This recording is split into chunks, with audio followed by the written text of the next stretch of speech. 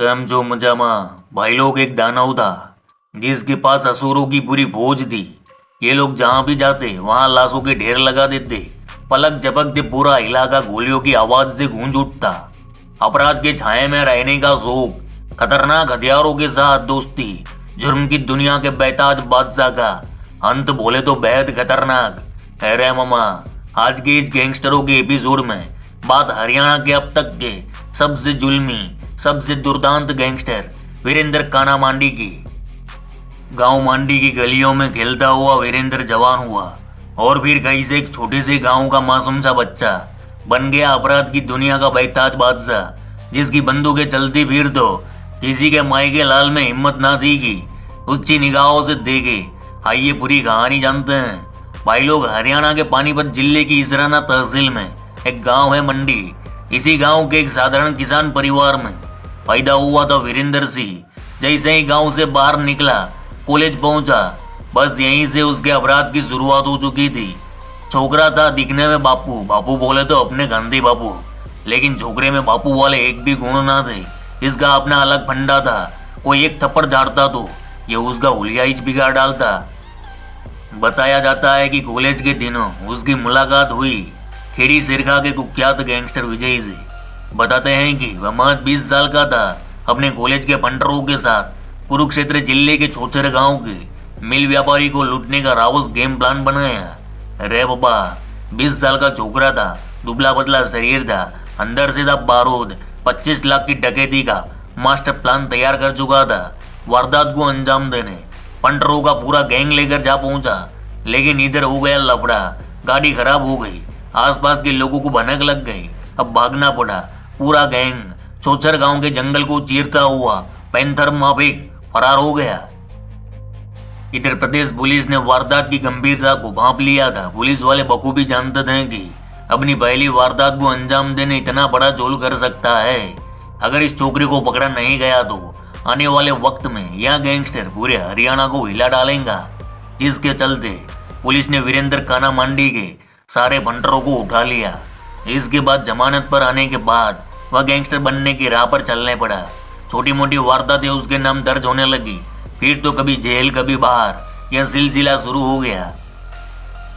इसके बाद सन 2008 में गैंगस्टर विजय खेड़ी सिरका के साथ मिलकर गैंगस्टर वीरेंद्र काना मांडी ने अंबाला जिले के नारायणगढ़ के पास एक व्यापारी को किडनैप कर लिया और विरोधी मांगी 1 करोड़।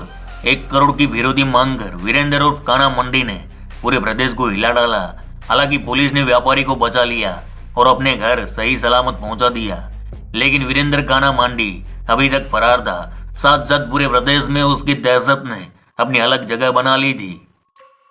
इधर साल 2009 शुरू हो चुका था। हरियाणा के गांव छात्र में तत्कालीन वित्त मंत्री वीरेंद्र सिंह दुम्बरखा की जनसभा थी, जहां उस वक्त के छात्र नेता वीरेंद्र काकड़ोद भी मौजूद था।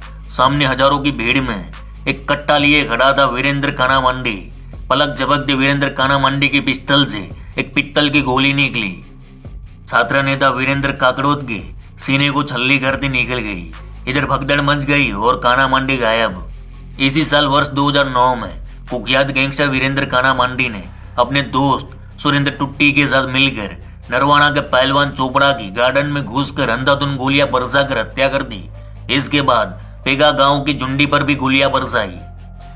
रे बाबा, ये तो थी वीरेंद्र काना मांडी के कारनामों की शुरुआत। अब वह मचाएगा तांडव मैदान में घुलकर उतर चुका था। इसी बीच उसने टेंडर को हथियाने की होड़ में काला पर फायरिंग कर दी। इसके बाद केथल के एक गांव में विरोधी गैंग के सुरेंद्र को ठोक डाला। इधर परेशान हुई प्रदेश पुलिस ने इस गैंगस्टर को पकड़ने कई टीमें बनाई। चप्पे चप्पे को खंगाला गया, फिर भी वीरेंद्र काना मांडी हाथ न आया। इधर अखबारों में उसके नाम की वारदातें तेजी से बढ़ रही थी। एक के बाद एक हत्याओं को अंजाम दे रहा था। पेगा गांव के 2 गवाहों को भी उसने गोली ठोक कर टपका डाला। वहीं वर्ष 2011 में बरवाला हिसार में डकैती की और इसी साल कुरुक्षेत्र में जोगिंदर की हत्या कर अक्खी महाभारत रच डाली। रे बाबा, जितनी तेजी से यह गैंगस्टर हत्याएं कर रहा था, उतनी ही तेजी से यमराज इसका दीवाना हो गया था, क्योंकि यह मामा कई जिलों की पुलिस के लिए सिरदर्द बन गया था। लिहाजा उस वक्त इस गैंगस्टर के मत्थे 1 लाख का इनाम ठोक दिया गया। भाई लोग, 2011 की बात है। हरियाणा की कुरुक्षेत्र यूनिवर्सिटी, जहां कॉलेज कैंपस में वीरेंद्र कान्हा मांडी अपनी पूरी गैंग के साथ घुसता है और एक छात्र नेता को दिन दहाड़े गोलियों से भून डालता है। इस हत्याकांड ने पूरे सूबे में उस वक्त बवाल मचा दिया था। लोगों में डर का माहौल था। छात्रों ने कॉलेज जाना बंद कर दिया। लिहाजा अब पुलिस पर दबाव बढ़ा और शुरू हुआ हरियाणा के कुख्यात गैंगस्टर वीरेंद्र कान्हा मांडी की मौत का काउंटडाउन। 4 जुलाई 2012 पुलिस को एक मुखबिर से पता चला कि आज वीरेंद्र कान्हा मांडी आने वाला है। फिर क्या पुलिस का एक बड़ा काफिला हरियाणा के इस दानव का वध करने पूरी तैयारी के साथ वार करने निकल पड़ा। और फिर गुड़गांव पुलिस ने 4 जुलाई 2012 को धनकोट गांव के नहर के पास एक खौफनाक मुठभेड़ में वीरेंद्र कान्हा मांडी को ढेर कर दिया। भाई लोग, आम किसान घराने का पूत जो गलत संगत के चलते अपराधी बना और बेमौत मारा गया। इसके मरने के बाद परिवार में उसका एक भाई था, वह भी लंबी बीमारी के चलते दुनिया से चल बसा। आज वीरेंद्र कान्हा मांडी के घर में उसकी बुजुर्ग माँ बाप अपनी जिंदगी के आखिरी दिन काट रहे हैं। तो मेरे वीरो अपराधी मत बनो, बहुत टेंशन हो जाता है। चलो इस गुज्जू भाई का राम राम, मिलते हैं फिर।